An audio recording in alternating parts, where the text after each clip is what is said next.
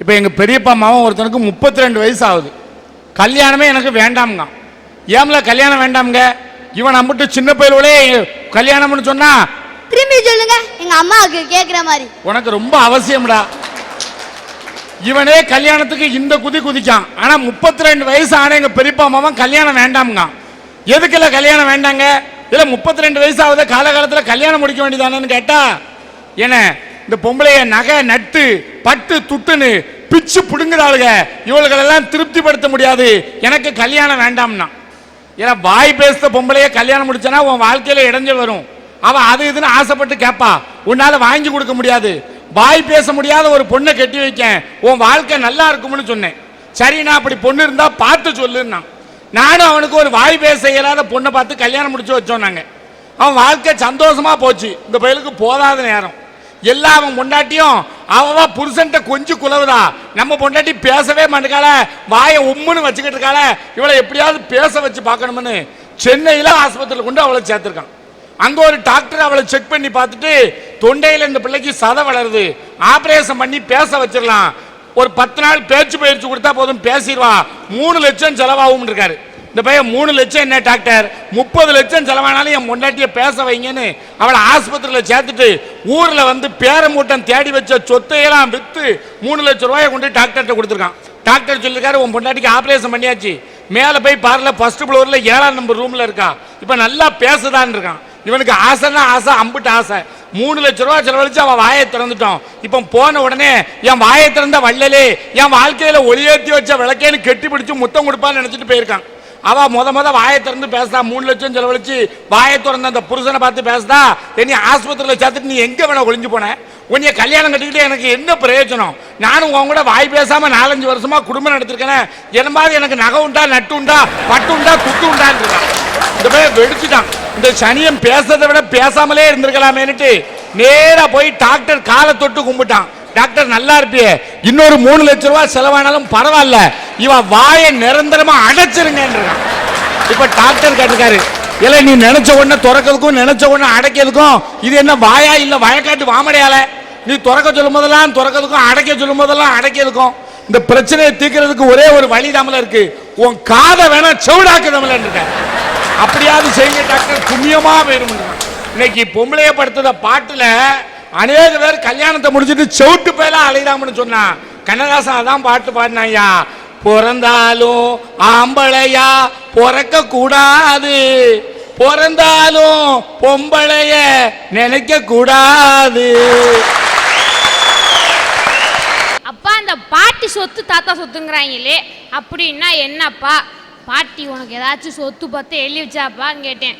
ஆமாடா, என் 5 தங்கச்சிகளுக்கும் நான் நல்லா கிராண்டா கல்யாணம் பண்ணி வச்சேன்டா, அதுல வந்த கல்யாண கடனைத்தாண்டா உங்க பாட்டி எனக்கு எழுதி வச்சுச்சு, வாழ்நாள் பூரா படிச்சு சம்பாரிச்சு கஷ்டப்பட்டு பாதி கடனைத்தாண்டா நான் அடைச்சேன், மீதி கடனை நீதாண்டா அடைக்கணும்னு சொல்லி ஏண்டா கட்டிட்டாரு. எங்க பாட்டி பண்ண வேலை நாங்க வாரிசா பரம்பரையா இந்த கல்யாண கடனை கட்டியே ஓஞ்சிருவோம் போருக்கு. அதனால கண்ணாசன் அழகா சொல்லி இருக்காரு, பிறந்தாலும் ஆம்பளை பிள்ளையா பிறக்கவே கூடாதுன்னு சொல்லி இருக்காருயா. ஐயா அன்னைக்கே நான் நொந்து நூடுல்ஸ் ஆயிட்டேன்யா, ஏண்டா பொம்பளை பிள்ளையா பிறக்காம போயிட்டோம்னு. அன்னைக்கு தாயா நான் நினைச்சேன், பழைய ஐயம்பித்தாய்க்கு பேரிச்சம்பளம் வேகம் இல்லாதவர்களுக்கு காசுரேன் ஒருத்தங்க வீட்டு ஸ்ட்ரைட்டா எங்க வீட்டுக்கு வந்தேன். நீங்க டாக்டர் ஆகுறாளோ இல்லையா, ஈயம்பத்தாய்க்கு பேரிச்சம்பளம் கண்டிப்பா வைப்பீங்கனே. ஏய் நீ என் நண்பன்டா, என்னையே கேவலப்படுத்தலாமா? ஊர்ல 10-15 நண்பன் வச்சுக்கிட்டு நான் சந்தோஷமா இருக்கேன், நான் ஒத்த நண்பன் வச்சுட்டு பாடுற பாடு இருக்கேன். அச்சச்சோ. அம்மா அவனை கூப்பிட்டு உட்கார வச்சு காப்பி சாப்பிட்றியாப்பா அப்படின்னு கேட்டு வீட்டுக்குள்ளே போய் காப்பியை போட்டு எடுத்துட்டு வந்து எனக்கு எங்கள் அப்பாவுக்கு அவனுக்கும் போட்டு கொடுத்தாங்க. காலையிலேருந்து நான் எங்கள் அப்பாவும் காப்பி நாயா கத்துனா கிடைக்கலையே. என்னமோ அன்னைக்கு வந்த நாள் எங்கள் 2 பேருக்கும் காப்பி கிடச்சிச்சு. அவன் காப்பியை குடிச்சிட்டு கேட்டேன், ஏம்மா உங்கள் வீட்டில் எதுவும் பழசு பட்டு கிடக்கா அப்படின்னு கேட்டேன். அதுக்கு எங்கள் அம்மா சொன்னாங்க, பழசு பட்டை ஒன்று கிடக்குன்னு சொல்லிட்டு எங்கள் அப்பா அப்படி பார்த்தாங்க, ஒன்று உபயோகம் இல்லாத ஒன்று கிடக்குன்னு சொல்லிட்டு என்னைய பார்த்தாங்க. இதை பார்த்து புரிச்சுக்கிட்ட அவன், அம்மா 2 பீஸும் 2 வேஸ்ட் நீயே வச்சுக்கமான்னு சொல்லிட்டு அவன் போயிட்டேன். இந்த பழைய பித்தாளைக்கு பேரிச்சம்பளம் வைக்கிற முதற்கொண்டு நம்மளை மதிக்க மாட்டேங்கிறா ஐயா. வீட்டில் தான் இந்த ஆம்பளைய படா படுத்துறாங்கன்னா ஸ்கூலுக்கு போனா எங்க பிடி மாஸ்டர் டே நீ 100 மீட்டரு 200 800 ஓடுறா அப்படின்னாரு. நான் போய் கேட்டேன், சார் எங்களை மட்டும் ஓட சொல்றீங்களே, இந்த பொட்ட பிள்ளைங்களை மட்டும் ஏன் சார் ஓட சொல்ல மாட்டேங்கிறீங்க அப்படின்னு கேட்டேன். அந்த பிள்ளையில ஓட சொன்னோம்னா எவனையாச்சும் இழுத்துக்கிட்டே ஓடியா போயிருங்கடா அப்படின்னாரு. என்னை கூப்பிட்டு சொன்னாரு, நீ ஒலிம்பிக்ல ஓடி தங்க பதக்கம் வாங்கினா தாண்டா எனக்கு பெருமை அப்படின்னாரு. சார் நீங்களே சொல்லுங்க, இந்த உடம்ப வச்சுக்கிட்டு ஒலிம்பிக்ல ஓடி தங்க பதக்கம் வாங்குற உடம்பு மாதிரியா சார் தெரியுது? நல்லா தங்க பஸ்பமா சாப்பிட்டு தின்னு வளர்ந்த உடம்பு சார் இது. பஸ் ஸ்டாண்ட்ல ஆம்பளை நம்மலாம் நாங்களாம் காத்து நின்றுக்குந்தோம். அந்த கொஞ்சம் தூரம் தள்ளி இந்த பொம்பளையெல்லாம் நின்றுக்குந்தாங்க. பஸ் அங்கேருந்து வேகமாக வந்துச்சு. கையை காட்டி நாங்கள் நிப்பாட்டினா நிற்கலை, நேராக கொண்டு இந்த பொம்பளை நிற்கிற இடத்த நிப்பாட்டினாரு. நாங்கள் நாய் மாதிரி இலக்க ஓடி ஒரு வழியாக போய் வழியில தான் நின்றோம்.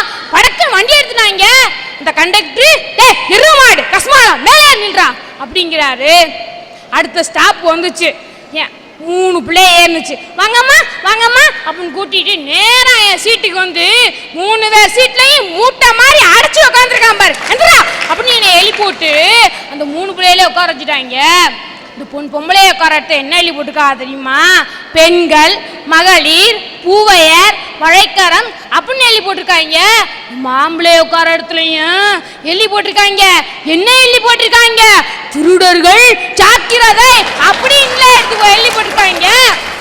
அதனால கண்ணாசன் அழகா சொல்லியிருக்காரு, பிறந்தாலும் ஆம்பளை பிள்ளையா பிறக்கவே கூடாதுன்னு சொல்லியிருக்காருயா. ஒரு நல்ல மனைவி, நல்ல பிள்ளை, நல்ல குடும்பம் அமைஞ்சிட்டா அந்த குடும்பத்துக்கு என்ன கஷ்டம் வந்தாலும் சரியா, பண கஷ்டம் வந்தாலும் சரி, படிப்பு கஷ்டம் வந்தாலும் சரி, ஏன் இந்த சமுதாயமே தப்பாக பேசினாலும் சரி, அவங்க உலகத்தில் ஜெயிக்கணும்னு நினைப்பாங்கய்யா. ஏன்னா அந்த கஷ்டத்தை நான் அனுபவிச்சிருக்கேயா. எனக்கு 5 வகுப்பு படிக்கலையா, எங்கள் அப்பா டிரைவர் வேலை பார்த்துட்டு இருந்தார். அப்போ எங்கள் அப்பா வந்து சம்பாதிச்சுட்டு வந்து கொடுப்பாரு. அப்படியே எங்கள் அம்மா சமைச்சு போடுவாங்க பாருங்க. நாங்கள் 4 பேர் அப்படி சந்தோஷமாக கொண்டாடணும்யா. யாரு கண்ணு பட்டுச்சுன்னு தெரியலையா. எங்கள் அப்பாவுக்கு ஒரு ஆக்சிடென்ட் நடந்துச்சு. எங்கள் அப்பாவால் வேலைக்கு போக முடியல. சொந்த பந்தெல்லாம் என்ன சொல்லுச்சு தெரியுமா? உனக்கு மூத்தது ஒரு பையன் இருக்கு, 2வது ஒரு பொண்ணு இருக்கு, 2க்கும் வயசு இருக்குல்ல, வேலைக்கு அனுப்பு அப்படின்னாங்கய்யா. அந்த இடத்துல எங்கள் அப்பா ஒரு நல்ல தகப்பனா இருக்கணும்னு சொல்லி எங்கள் அப்பா வந்து புதுசாக ஒரு தொழிலை நான் கற்றுக்கிருவேன், ஏன்னா எனக்குன்னு ஒரு பொண்டாட்டி இருக்குதா, அவளுக்கு நான் நல்ல கணவனா இருக்கணும்னு நினைச்சாரு. எனக்குன்னு 4 பிள்ளைங்க இருக்குது, அதுக்கு நல்ல தகப்பனா இருக்கணும்னு நினைச்சாரு. தையல் வேலையை கத்துக்கிட்டாருங்க. பல ஆயிரக்கணக்கு சம்பாதிச்சவர் 30 ரூபாய்க்குங்க. காலையில் 6 மணிக்கு நாங்கள் எந்திரிக்கிறதுக்கு முன்னாடி போயிடுவார். நைட்டு 12 மணிக்கு வருவார்யா. நைட்டு 12 மணிக்கு வருவார். வந்து எங்கள் காலடியில் உட்காந்துட்டு சொல்லுவார், என் புள்ள மூத்த மகன் பெரிய லெக்சரர் ஆயிடுவான், என் 2வது பிள்ளை கலெக்டர் ஆயிடுவான், என் 3வது பிள்ளை டாக்டர் ஆயிரும், என் 4வது பையன் இன்ஜினியர் ஆயிரும்னு சொன்னாரியா. எங்கள் அப்பா பணம் அதிகமாக கொண்டு வந்தப்ப எங்கள் அம்மா நடத்தின வாழ்க்கை, எங்கள் அப்பா பணம் கொண்டு வராதப்பையும் நடத்தினாங்கய்யா. ஏன்னா 30 ரூபா கொண்டு வந்து கொடுப்பாங்க எங்கள் அப்பா. கொடுத்த உடனே மறுநாள் காசு வருமா வராதான்னு எங்கள் அம்மாவுக்கு தெரியாது. ஆனால் என்ன பண்ணுவாங்கன்னா அந்த காசில் வந்த சாப்பாடை செஞ்சு, ஏங்க நீங்கள் முதல்ல சாப்பிடுங்க, பிள்ளைங்களும் சாப்பிடட்டுங்கன்னு சட்டியில் சோறு இருக்காதுங்க, எங்கள் அம்மா தண்ணியை குடிச்சிட்டு படுப்பாங்க. அந்த இதுக்காண்டி தான் நான் முடிவு பண்ணேன், எங்கள் அண்ணன் முடிவு பண்ணான். எங்கள் அண்ணன் செருப்பு கடையில் கஷ்டத்துக்கு காரணமாக எங்கள் அப்பாவுக்கு ஒரு சப்போர்ட்டாக இருக்கணும்னு செருப்பு கடையில் வெறும் 5 ரூபாய்க்கு வேலை பார்த்தாங்க. வெறும் 5 ரூபாய்க்கு. நான் சும்மா இல்லைங்க, எனக்காண்டி எங்கள் அப்பா கஷ்டப்படுறாருல, நானும் கஷ்டப்படணும்னு ஒரு பொண்ணு சாதாரணமாக எத்தனை படிக்கையில் வேலைக்கு போகலாம், 6 படிக்கையில் கல்குவாரிக்கு வேலைக்கு போனேயா. கல்குவாரிக்கு 6 படிக்கையில் அந்த வேலைக்கு போன இடத்துல எனக்கு அந்த வேலை வேணான்னுட்டு தீபிடி ஆஃபீஸ் வேலை போனேன். தீபிடி ஆஃபீஸில் வர காசை வச்சு கொஞ்சம் படித்து அதுக்கப்புறம் வந்து நான் டெய்லி நைட்டு அக்கௌண்ட் ஒர்க் பார்ப்பேன். நான் அதுக்காண்டியே அக்கௌண்ட் குரூப் எடுத்தேன், அக்கௌண்ட்ஸ் குரூப் எடுத்தேன், அக்கௌண்ட் ஒர்க் பார்த்தேன். எங்கள் குரூப்லேயே நான் தான் +2ல் நம்பர் 1 வந்தேயா. சார், ஒரு குடிசையில் இருந்துட்டு கூழ் கஞ்சி குடித்தாலும் மாளிகையில் இருந்த மாதிரி உணர்ந்தோம். ஏன்னா எனக்கு நல்ல தாய் கிடைச்சாங்க, நல்ல தகப்பன் கிடைச்சாங்க, நல்ல உறவுகள் கிடைச்சதுயா, நல்ல உறவுகள் கிடைச்சது. அப்படிப்பட்ட அப்பாவோட பேச்சை கேட்டதுனால தான் இன்னைக்கு எங்க அண்ணன் ஒரு லெக்சரரா இருக்காருயா. இன்னைக்கு நான் எங்க அப்பாவுக்கு கஷ்டம் கொடுக்க கூடாதுன்னு நினைச்சதுனால தான் நானே வேலை பார்த்து பிஎல் படிச்சுக்கிட்டு இருக்கேன்யா, ஐஏஎஸ் கோச்சிங் சென்டர் போயிட்டு இருக்கேன். இது போக எம்பிஏ கரஸ்ல பண்ணிட்டு இருக்கேன்யா. ஏன்னா எங்க அப்பாவுக்கு நல்ல பிள்ளையா நாங்க இருக்கணும்ன்றதுக்கு எங்க அப்பா ஒரு முன்னோடியா இருந்தாரு. அதனாலதான் கண்ணதாசனின் நல்ல மனைவி, நல்ல குடும்பம், நல்ல பிள்ளைகள் அமைந்தாதான் தெய்வீகம், அதுதான் இந்த காலகட்டத்துக்கு ஒத்து போகும்னு சொல்ல வந்திருக்கேன். ஒரு வாழ்க்கைக்கு அடித்தளமா இருக்கிறவங்க யாரு தெரியுமா? மாதா, பிதா, குரு, தெய்வம். இந்த 4 பேர் நல்லா இருந்தாலே ஒரு சமுதாயமே நல்லா இருக்கும். ஆனா இந்த 4 பேரையுமே நம்ப முடியலையே. எப்படி தெரியுமா? ஃபர்ஸ்ட் மாதா, தன்னுடைய ரத்தத்தை பாலா மாத்தி கொடுக்கிறவ தான் தாய். அந்த பாலே ரத்த ஆற ஓடுறத பார்த்து ரசிச்ச தாயும் இருக்காங்கன்னு சொன்னா நம்ப முடியுதாங்க? அதான் தான் கள்ளக்காதலுக்காக தான் பெத்த பிள்ளைய துண்டு துண்டா வெட்டி ஃப்ரிட்ஜில் அடைச்சு வச்சிருந்தாலாம் ஒரு தாய். அதே கள்ளக்காதலுக்காக தான் 2 வயசு குழந்தைய ஆற்றுப்படுகையிலே அவளும் அவளுடைய கள்ளக்காதலனும் சேர்ந்து அடிச்சே கொண்டு இருக்காங்கன்னா தாயோடைய புனிதமே கெட்டு போச்சேங்க. அக்கா, நீங்க உங்க அம்மாவை நம்புறீங்களா? நம்புறேன். உங்க குழந்தைங்க உங்களை நம்புதுங்களா? நம்புறேன். அதுதாங்க வாழ்க்கை, நம்பிக்கை தான் வாழ்க்கை. எங்கேயோ 90% நடக்கிறதுக்காக 10% தாய்மார்களுக்காக பேச வந்திருக்கீங்களேக்கா. இன்னைக்கு தமிழ்நாட்டோட கலாச்சாரமே தாய்மை தான். இன்னைக்கு எல்லா தாய்களும் நல்லவங்களா தான் இருக்காங்க. நானும் சரி, என்னுடைய தாயும் சரி, நல்ல தாய்ங்கிற நம்புறதுனால தான் இந்த அசிங்கத்தை நினைச்சு வெக்கப்பட்டு வேதனைப்பட்டு இங்க மனக்குமுறலோட எடுத்து வச்சிட்டு இருக்கேன். அடுத்த நம்பிக்கைக்குரியவர் பிதா. ஒரு குடும்பத்துல பாசத்தை காமிக்கிறதுக்கு தாயினா 10 காசு கொண்டாந்து கொடுத்து அந்த குடும்பத்தை வழி நடத்தி செல்றவன் தான் தந்தை. ஆனா இன்னைக்கு எத்தனை தந்தைமார்கள் கிடைக்கிற காசை கொண்டு போய் டாஸ்மார்க்ல குடிச்சிட்டு வந்து இங்க பிள்ளைக்கு எக்ஸாம் நடந்துகிட்டு இருக்கும், ஹஸ்பண்ட் அண்ட் ஒய்ஃப் சண்டை போட்டுட்டு இருப்பாங்க.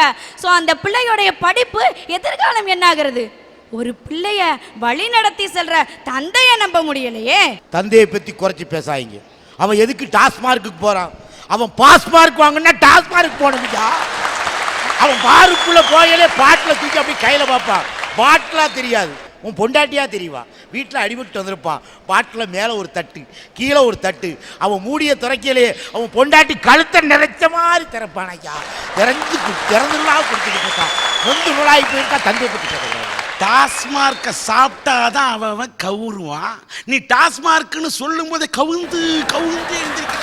ஏன் விழுத? வீட்டில் இப்படி விழுந்துக்கிட்டு இருக்கேன் டெய்லி. அடுத்த நம்பிக்கைக்குரியவ யார் தெரியுமா? குரு. ஒருத்தனை வடிவமைக்கக்கூடிய பற்றைய பள்ளிக்கூடம் தாங்க.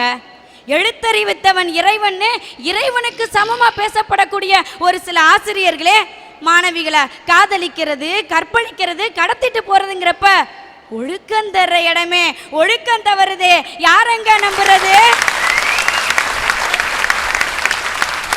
ஒரு நாட்டினுடைய தலைவிதி அந்த நாட்டு வகுப்பறைகளில் தீர்மானிக்கப்படுகிறதுன்னு பண்டித ஜவஹர்லால் நேரு சொன்னார். ஆசிரியர்களை பற்றி என்னைக்கும் குறைச்சி பேசாதீங்க. இன்னைக்கு எப்படிப்பட்ட பயல்களெல்லாம் நாங்கள் அனுசரித்து போக வேண்டியிருக்கு தெரியுமா? நான் பள்ளிக்கூடத்தில் வாத்தியாராக இருக்கேன். அன்னைக்கு பள்ளிக்கூடத்தில் உட்காந்துருக்க ஒரு பேர் வேகமாக ஓடியாந்தான். சார் எனக்கு நாய் கடிச்சிட்டு சார்னா. இல்லை நாய் கடிச்சிட்டுன்னு சாதாரணமாக சொல்லுதியே, சாதாரண நாயா வெறி நாயாலன்னு? அது சாதாரண நாயா வெறி நாயான்னு அந்த நாய்கிட்ட கேட்டால் அது சொல்லவா சார் செய்யுமுங்க? இல்லை சாதாரண நாயினா பிரச்சனை இல்லைல்ல, வெறி நாயினா ஆஸ்பத்திரியில் போய் ஒரு ஊசி போடணுமில்லங்க, போடாட்ட என்ன செய்யும்னு கேட்கான்.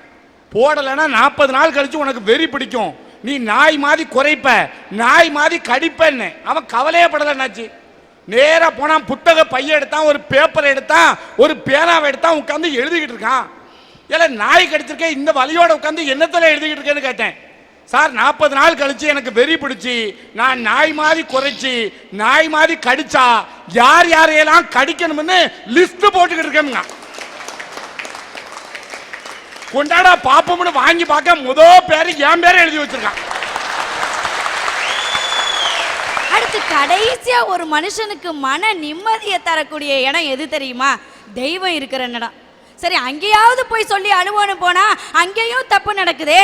அன்னைக்கு காஞ்சிபுரம் சொன்னோன்னா நமக்கு பட்டு ஞாபகத்துக்கு வரும், இன்னைக்கு காஞ்சிபுரம் சொன்னோன்னா என்னென்னமோ ஞாபகத்துக்கு வருதே. ஸோ ஒருத்தனுக்கு ரோல் மாடலாக இருக்கக்கூடிய பெற்றவங்களை நம்ப முடியல, கற்றுத்தரக்கூடிய ஆசிரியரை நம்ப முடியல. அவங்கள நம்பலாம் இவங்கள நம்பலான்னா நம்பி நடுத்தருவில் தான் சார் நிற்கணும். அதனால தான் சொல்கிறேன், கண்ணதாசனுடைய யாரைத்தான் நம்புவதோ பேதை நெஞ்சம், அம்மம்மா பூமியிலே யாவும் வஞ்சங்கிற இந்த பாடல் மட்டுமே இன்றைய வாழ்க்கைக்கு பொருந்ததுங்க.